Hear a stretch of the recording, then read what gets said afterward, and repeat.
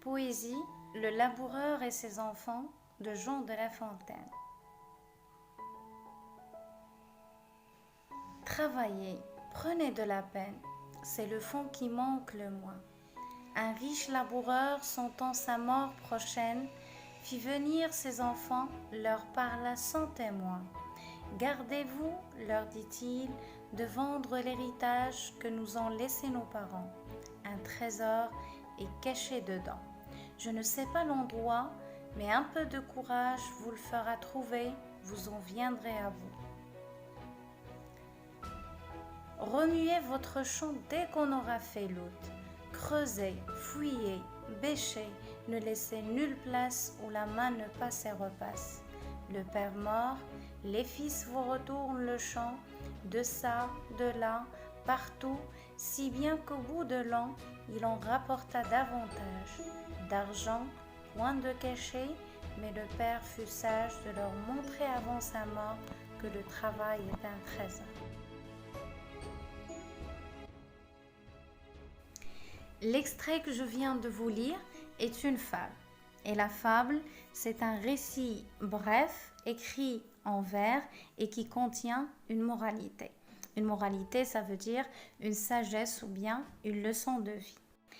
À travers les deux premiers vers, le fabuliste, et entre parenthèses, fabuliste, c'est l'écrivain de la fable, ici c'est Jean de La Fontaine, il interpelle son lecteur en utilisant le mode impératif pour lui recommander de travailler. Pourquoi ?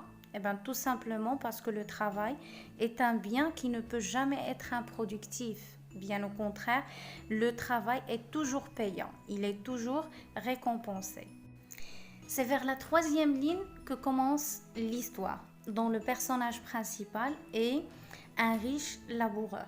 Le laboureur, c'est quelqu'un qui possède et exploite lui-même ses propres terres.